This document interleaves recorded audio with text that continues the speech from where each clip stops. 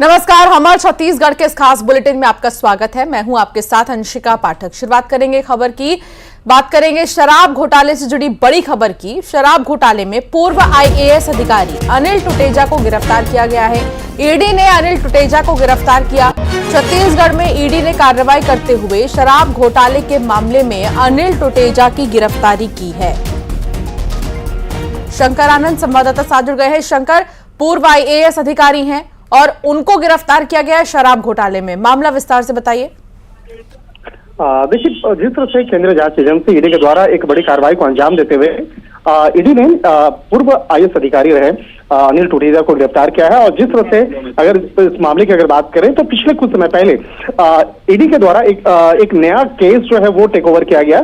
और जिस तरह से छत्तीसगढ़ में आबकारी नीति भ्रष्टाचार मामले में जिस तरह से तमाम इनपुट्स मिले थे और इस मामले में कई लोगों से पूछताछ की गई थी, तो कल अनिल टुटेजा और उनके बेटे को भी पूछताछ के लिए बुलाया गया था। और उसके बाद इस मामले में विस्तार से पूछताछ करने के बाद अनिल टुटेजा को औपचारिक तौर पर गिरफ्तार कर लिया गया है। लेकिन जिस तरह से इस मामले में तफ्तीश का जो दायरा जिस तरह से आगे बढ़ता हुआ नजर आ रहा है, कहा जा सकता है कि आने वाले दिनों में कई अन्य लोगों की मुश्किलें बढ़ सकती हैं।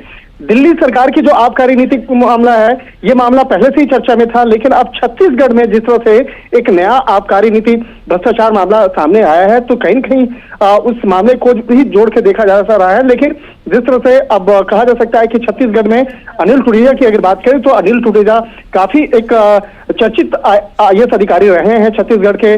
और जिस तरह से उनके कार्यकाल की बात करें, उनके कार्यकाल के दौरान में ये भ्रष्टाचार का मामला सामने आया था। और इस मामले में पिछले कुछ समय पहले ही एक नया एक जो केस जो है ईडी के द्वारा रजिस्टर किया गया और उस मामले में कई लोगों से पूछताछ की गई और उसके बाद अनिल टुटेजा का नाम सामने आया था।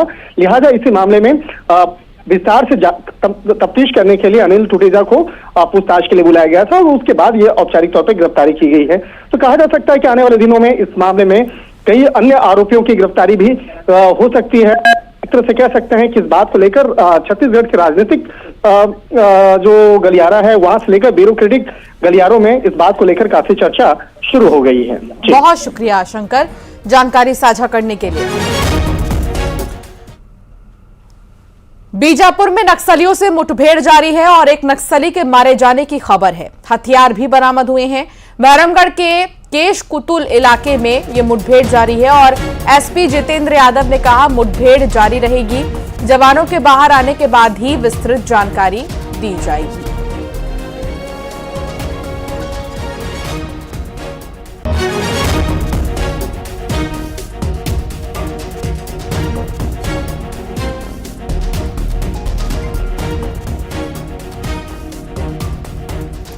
बीजापुर में नक्सलियों से मुठभेड़ लगातार जारी है और एसपी ने मुठभेड़ की पुष्टि कर दी है।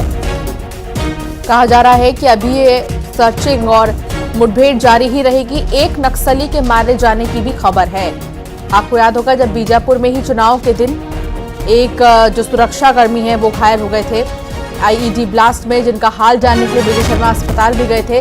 खेम नारायण संवाददाता साथ जुड़ गए हैं। खेम नारायण, माफ कीजिएगा, दिनेश गुप्ता साथ जुड़ गए हैं संवाददाता। दिनेश, क्या जानकारी मिल रही है? जी मैं बता दूं आपको कि आज सुबह भोर से ही पुलिस नक्सली की मुठभेड़ हुई है। यह मुठभेड़ केश कुतुल भैरमगढ़ एरिया में बताया जा रहा है। पुलिस को यह सूचना मिली थी कि जो इनके सप्लाई कमांडर पंडरू है, ये इस जगह पर मौजूद है और इनके साथ साथ 10-20 और भी नक्सली मौजूद है। तो रणनीति तय करके सुरक्षा बल के जवानों ने इनके सर्चिंग अभियान जारी किया। इसी अभियान के दरमियान दोनों तरफ से मुठभेड़ हुई। मुठभेड़ में एक नक्सली को मार गिराने का पुलिस ने दावा किया है और काफी सामान हथियार, गोला बारूद भी बरामद किया है। और बड़ी संख्या में जो फोर्स है उसको फिर से सर्चिंग के लिए भेज दिया गया। चारों दिशाओं से घेराबंदी की जा रही है। और मैं आपको बता दूं कि जैसे ही यहाँ चुनाव खत्म हुआ पुलिस एक्शन पे नजर आई। ऐसा देखा जा रहा है कि जो पुलिस की जो मतलब सक्रियता है वो देखने को मिल रही है। चारों दिशाओं से घेर कर नक्सलियों को खदेड़ा जा रहा है। इस बीजापुर में इससे पहले भी कई ऐसे घटनाएं हो चुकी है। और अभी बीजापुर में एक नक्सलियों ने फरमान भी जारी किया था कि जो भारतीय जनता पार्टी के कार्यकर्ता हैं, ये इनको ये जो मुठभेड़ हो रहा है इसमें मारे जा रहे हैं, इनका जिम्मेदार बताया है। और कटला जैसे जो भाजपा के नेता थे जिनकी हत्या हुई थी कुटरू के आसपास, इनके जैसे मौत का फरमान देने का फरमान जारी किया है। फिलहाल अभी पुलिस सर्चिंग पर जारी है और इसे एक बड़ी सफलता के रूप में देखा जा रहा है। जी बहुत शुक्रिया जानकारी साझा करने के लिए दिनेश। तो आप सुन रहे थे कि लगातार मुठभेड़ जो है वो जारी है और आगे भी सर्चिंग की जा रही है। कांकेर में नक्सली मुठभेड़ में मारे गए नक्सलियों की पहचान हो गई है और 29 में से 10 नक्सली मध्य प्रदेश और महाराष्ट्र से हैं। 16 अप्रैल को पुलिस नक्सली मुठभेड़ हुई थी। 29 नक्सलियों के शव बरामद हुए थे। बड़ी मात्रा में हथियार भी बरामद हुए थे। नक्सली शंकर राव और उसकी पत्नी रीता तेलंगाना के हैं। नक्सली सुरेखा महाराष्ट्र की रहने वाली बताई जा रही है।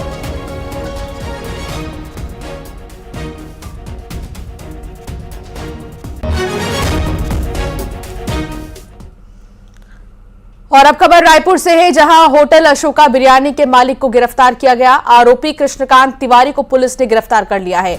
आरोपी के खिलाफ गैर इरादतन हत्या का मामला दर्ज किया गया है। होटल के गटर में साफ करने के लिए उतरे थे दोनों गटर को, लेकिन इस बीच दोनों ही कर्मचारियों की मौत हो गई है। गटर में सफाई करने उतरे थे दोनों कर्मचारी और दोनों की ही मौत हो गई। और इस मौत के मामले में अब जो मालिक है होटल का, उसको गिरफ्तार किया गया है। गैर इरादतन हत्या का आरोप लग रहा है।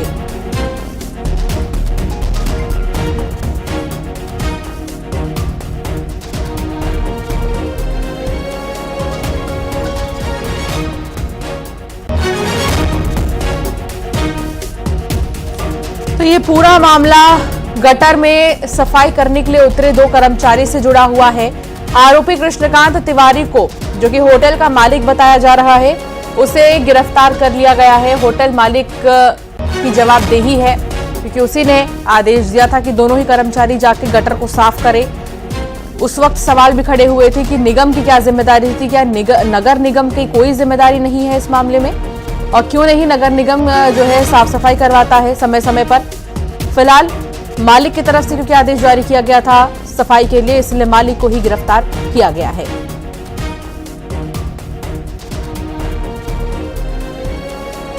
युगल तिवारी संवाददाता साथ जुड़ गए हैं। युगल, होटल के मालिक को अब गिरफ्तार किया गया है, आगे क्या कार्रवाई?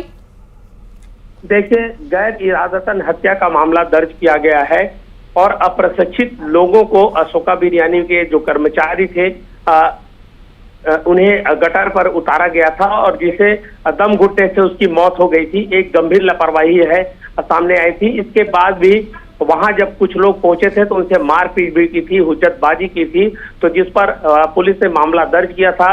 अभी लगभग 4 लोगों को पहले ही गिरफ्तार किया जा चुका है। अब उसके मालिक को गिरफ्तार किया गया है। एक बड़ी लापरवाही थी और जिसमें इस लापरवाही की वजह से 2 जो वहां के कामगार थे उनकी जान चली गई है। पुलिस पूरे मामले पर फिलहाल विवेचना कर रही है और ये भी देख रही है कि और किसकी लापरवाही थी। उसके बाद हो सकता है कि और मामले जांच जब पूरी हो जाए तो और गिरफ्तारियां हैं वो हो सकती है। जी बहुत शुक्रिया युगल जानकारी साझा करने के लिए।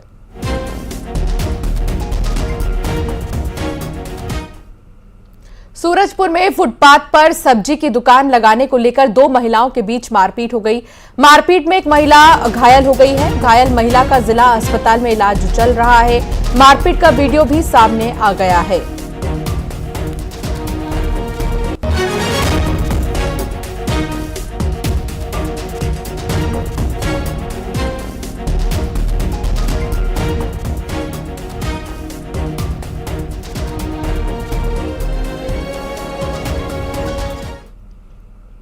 पेंड्रा में नेता प्रतिपक्ष चरणदास महंत की सभा में सांप घुस गया। जाटा देवरी गांव में सभा के दौरान सांप आ गया और सभा में सांप के आने से अफरा तफरी मच गई। आपको तस्वीर भी दिखाते हैं। जब चरणदास महंत आम सभा में मौजूद थे और लोगों से बातचीत कर रहे थे, उस वक्त अचानक से सांप की एंट्री हो गई। जैसे ही सांप को लोगों ने देखा, अफरा तफरी का माहौल यहां पर नजर आया और लोगों से रूबरू हो रहे थे। चरणदास महंत बातचीत कर रहे थे। चुनाव के पहले अपनी बात जनता तक पहुंचाने का काम, और इस बीच देखिए सांप।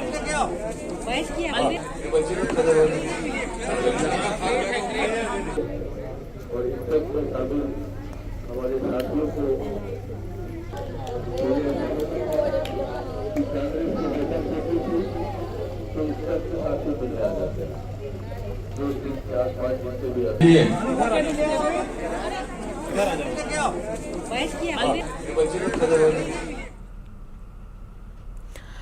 अब खबर अंबिकापुर की करेंगे, जहां रघुनाथपुर प्राथमिक स्वास्थ्य केंद्र में मरीज के परिजन ने जोरदार हंगामा कर दिया। परिजनों ने आरोप लगाया कि मरीज का इलाज चौकीदार कर रहा था। हंगामे का वीडियो भी अब आ चुका है। बटवाही में बुजुर्ग की तबीयत बिगड़ने पर उसे पीएचसी लाया गया। परिजनों का आरोप है कि अस्पताल में न डॉक्टर है और न ही नर्स है, चौकीदार ही मरीजों का इलाज कर रहा है। इसके बाद मरीज के परिजन ने जोरदार हंगामा किया। सबसे पहले इस हंगामे की तस्वीर और वीडियो सुनिए, क्या कुछ कहा जा रहा है। वीडियो भी बनाती है, करवा दो एमन के ऊपर बता दीजिए। यहाँ पे पूरे हॉस्पिटल में कोई भी नहीं। पूर्व स्वास्थ्य केंद्र एडिट करके हम डाल दूंगा, बता वही तो बात है। अच्छा, यहाँ पे इंजेक्शन लगाना उनका काम है क्या? नहीं, मेरा ही काम है। तो मैं तो कैसे बताती हूँ, तो फिर तब वो लगाया। क्या चीज? मैं बताई हूँ तब वो लगाया। तो पैसा आप लेती हैं कि वो लेते हैं इंजेक्शन? ड्यूटी आप कर रही हैं? मेरा ही काम है। तो मैं तो बताती कैसे हूँ, लेते? तो फिर तब वो लगाया। क्या चीज? मैं बताई हूँ तब वो लगाया। तो पैसा आप लेती हैं कि वो लेते हैं इंजेक्शन? ड्यूटी आप कर रही हैं? आप लोग भी बढ़िया से बात, हम बढ़िया से, वो कैसे इंजेक्शन लगा रहे हैं? आप लोग भी बढ़िया से बात करिए। हम कौन सा शब्द का प्रयोग किए हैं आपके साथ? आप लोग ऐसा पूछ रहे हैं, आप पैसा लेती हैं कि कौन पैसा? हाँ, तो आप वो गलत लगा ही नहीं सकते। क्यों? आज का काम नहीं। तो आप अपना जॉब दे दीजिए ना उनको, वही करेंगे। लगा ही नहीं सकते। समझ में आया ना बात? ज्यादा आप लोग हम लोग से वो नहीं कर सकते। क्या नहीं कर हर सकते? बार आप लोग ऐसी करते हैं। क्या हर बार करते हैं? तो ट्रीटमेंट हमेशा मैं ही कॉपरेट करना चाहिए। आप लोग हम लोग के साथ कॉपरेट करेंगे, हम लोग भी न, करेंगे। हम कोऑपरेट क्यों करें? यहाँ आते हैं, रहबे नहीं करते हैं, कोई कभी भी नहीं रहते हैं। जब कोई नेता मंत्री आएगा तो आप लोग रहिएगा यहाँ पे। गलत इंजेक्शन लगा के आपको वो लगाए इंजेक्शन, आप क्यों नहीं लगाए हैं इंजेक्शन? मैं बताई हूँ तब वो लगाए हैं। क्यों? आपका जिम्मेदारी है लगाना, उनका जिम्मेदारी ड्यूटी नहीं है। मैं बोली मैं ना, उनका भी वीडियो मैं बनाया बोली हूँ। ना, क्या? मैं बोली ना कि वो मैं बताई हूँ तब वो इंजेक्शन। वो नहीं लगा सकते ना और इंजेक्शन। आपके पेशेंट को तो नहीं लगाए हैं, जिसके पेशेंट को लगाए हैं, लेकिन वो कैसे लगाएंगे? पेशेंट लेके आए। तो सुन रहे थे आप कि आखिर इनका क्या कहना था। इनका कहना है कि जो इंजेक्शन मैंने बताया वही लगाया है चौकीदार ने, लेकिन ये इस बात को कबूलने को तैयार नहीं है कि जिम्मेदारी इनकी थी और कर पूरी कोई और रहा था। श्रवण हमारे साथ जुड़ गए हैं। श्रवण महान, इस तरह मनमानी डॉक्टरों की रात के समय में, इमरजेंसी के टाइम पर अगर डॉक्टर और नर्स अस्पताल में नहीं है तो जिम्मेदार कौन है इस चीज का? देखिए, मरीजों की जान के साथ खिलवाड़ है, क्योंकि जिस तरह से वीडियो सोशल मीडिया में वायरल हो रहा है उसमें जो गार्ड है अस्पताल का, जो चौकीदार है, वो इंजेक्शन लगाता हुआ दिखाई दे रहा है और नर्स और डॉक्टर उस अस्पताल से नदारत हैं, गायब हैं। और ये जो पूरा मामला है रघुनाथपुर प्राथमिक स्वास्थ्य केंद्र का है और वहां पर जो मरीज जो थे वो इलाज के दौरान पहुंचे थे और उस समय जब वहां पर कोई नहीं था तो देखा गया है कि चौकीदार लगा रहा था। तो कुल मिला के देखिए, बड़ा स्वास्थ्य विभाग की बहुत बड़ी लापरवाही है। नर्स और वहां पर उपस्थित जो डॉक्टर हैं उनकी लापरवाही है, जो एक चौकीदार के भरोसे वहां पर रात में छोड़ दिया जाता है। और चौकीदार जो है मरीजों के जान के साथ खिलवाड़ करता है, क्योंकि अगर वो जो अस्पताल में चौकीदार के पद पे पदस्थ है और लगातार जो है वहाँ जो मरीजों का इलाज जो करता है वो चौकीदार, तो कुल मिला के ये कहा जाए कि कुछ भी छोटी सी भी गलती होती है तो एक जो वहाँ मरीज इलाज कराने गांव के लोग पहुंचते हैं तो उनके जान के साथ खिलवाड़ हो सकता है, कुछ भी हादसा हो सकता है। इसका जिम्मेदार कौन है? हालांकि स्वास्थ्य विभाग इस मामले में अभी तक कुछ बोला नहीं है और क्या कार्रवाई करती है तो देखने वाली बात होगी। लेकिन जिस तरह से सोशल मीडिया में ये वीडियो वायरल हो रहा है, ये बहुत ही गंभीर लापरवाही है। जी बिल्कुल, वाकई में गंभीर लापरवाही है। श्रवण, बहुत शुक्रिया जानकारी साझा करने के लिए। वो लगा है इंजेक्शन, आप क्यों नहीं लगाए हैं इंजेक्शन? मैं बताई हूँ तब वो लगाए हैं। क्यों? आपका जिम्मेदारी है लगाना, उनका जिम्मेदारी ड्यूटी नहीं है। मैं बोली, मैं उनका भी वीडियो बनाया हूँ। क्या? मैं बोली ना कि वो मैं बताई। और अब खबर अंबिकापुर से है, जहां शराबी पति ने पत्नी की हत्या कर दी। लेकिन क्यों, ये जानकर आप हैरान रह जाएंगे। डंडे से पीट कर हत्या की है। दरअसल शराबी पति शराब पीने के लिए पैसे मांग रहा था और जब पत्नी ने मना कर दिया तो उसे पीटने लगा। पति पीट कर उसने पत्नी की हत्या कर दी। शराब पीने के लिए पिछले कई दिनों से पैसे मांग रहा था और पत्नी किसी तरह मेहनत करके लोगों के घर काम करके पैसे कमाती थी। जब उसने पैसे नहीं दिए तो पति ने पत्नी को मौत के घाट उतार दिया। पूरी तरह से घायल पत्नी को जब अस्पताल भी लेके जाया गया, वहां उसकी मौत हो गई। गांधीनगर थाना क्षेत्र के पीजी कॉलेज के पास का यह मामला बताया जा रहा है।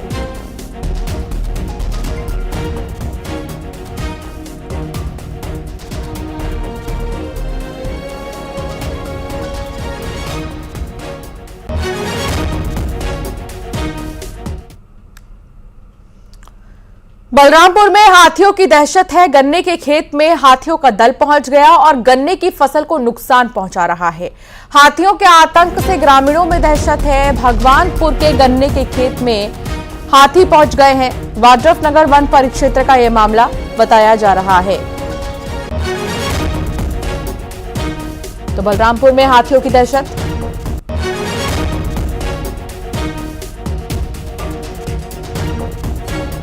गन्ने की खेत में हाथी पहुंच गया और गन्ने के फसल को नुकसान पहुंचा रहा है।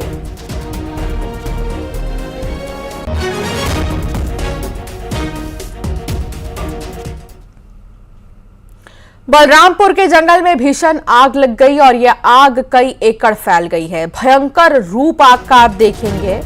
फिलहाल वन्य जीवों को नुकसान हो सकता है। पंसारा के जंगल में यह आग लगी, देर रात यह आग लगी, अभी भी धधक रही है और जो वन्य जीव है उनके लिए सबसे ज्यादा नुकसान। कई एकड़ में आग फैल गई।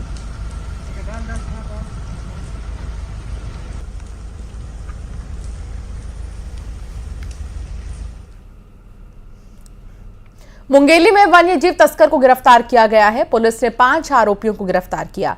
वन्य जीवों के अंगों की तस्करी ये करते थे और अचानकमार टाइगर रिजर्व में ये शिकार करते थे, जिसके बाद 5 वन्यजीव तस्कर को गिरफ्तार किया गया है। इनके पास से जो चीजें मिली हैं वो भी देख लीजिए और लगातार पूछताछ चल रही है। अभी 5 वन्यजीव तस्कर को गिरफ्तार किया गया है।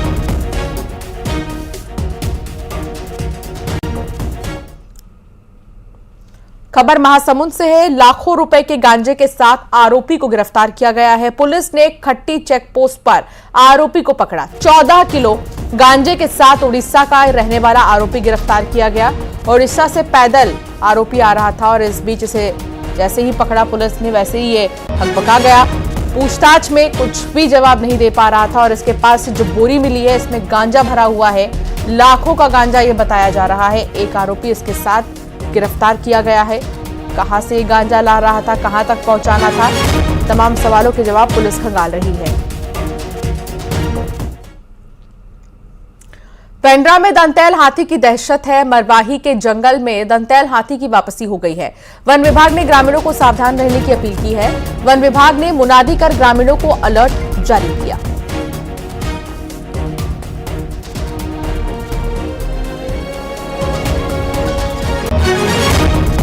दंतैल हाथी की दहशत से इस वक्त ग्रामीण परेशान हैं, डर रहे हैं कि कहीं दंतैल हाथी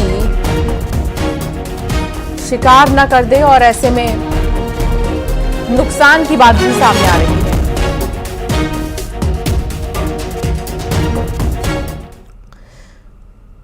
एक ब्रेक के लिए यहां पर रुकेंगे, फौरन हाजिर होंगे।